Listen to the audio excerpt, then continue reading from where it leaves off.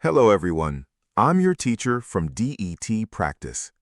Today we are going to talk about one of the most important and challenging question types in the Duolingo English Test, interactive listening. The entire task includes 3 connected parts: listen and complete, listen and respond, and summarize the conversation. In this video, I will explain how each part works and share effective strategies to help you improve your score. Now, let's look at the first part. The first section is called Listen and Complete. Before the audio starts, you will see a scenario introduction.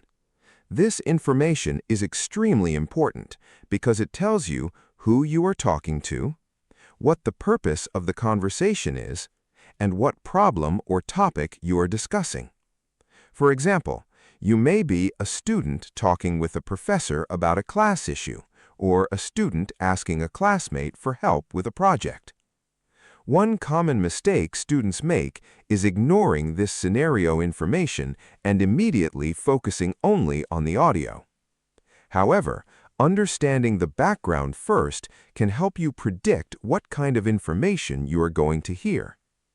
During this part, you need to complete several blanks based on the conversation. This section uses partial scoring, which means your answer does not have to be exactly perfect to receive points. The closer your answer is to the correct information, the higher your score can be. Here is an important tip. Focus on capturing the key information first. Pay attention to important details like names, places, numbers, actions, and main ideas. Do not spend too much time worrying about a small spelling mistake if the meaning is still clear. Now, let's move to the second part, listen and respond. This is usually the most challenging part of interactive listening. In this section, you need to choose the most appropriate response during a conversation. You will listen to one speaker, then select the answer that best continues the conversation.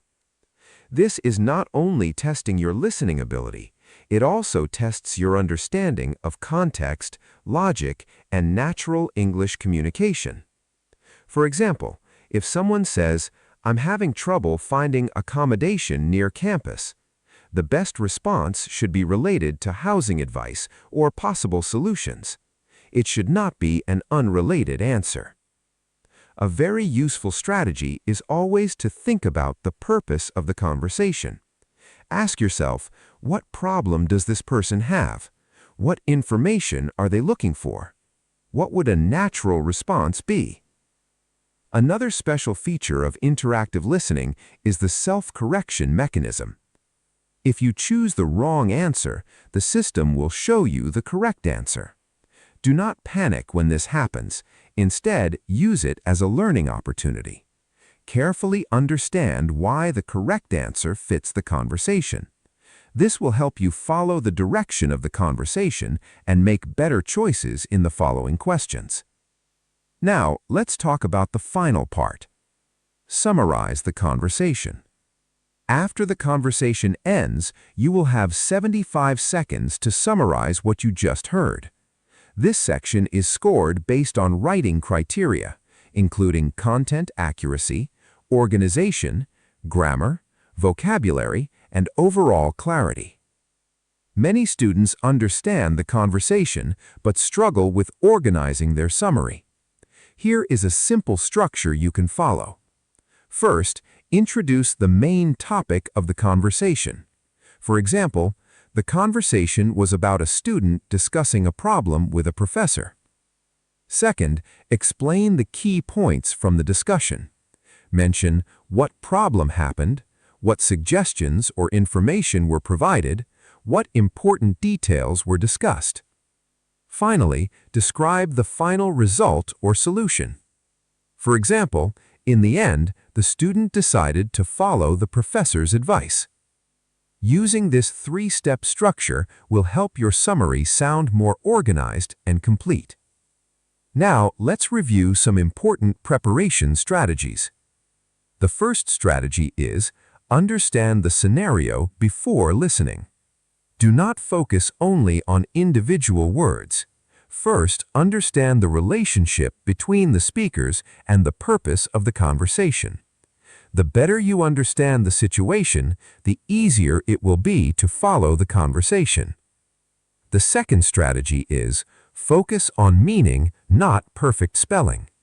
Especially in the listen and complete section, your priority should be capturing accurate information. A small spelling mistake is less important than misunderstanding the main idea. The third strategy is learn from your mistakes. When you choose an incorrect answer, do not simply move on. Analyze why your choice was wrong and why the correct answer fits better. This will improve your ability to understand real conversations. The fourth strategy is write your summary using complete sentences. Avoid writing keywords or fragmented notes. Your summary should include clear sentences, correct grammar, and logical connections between ideas.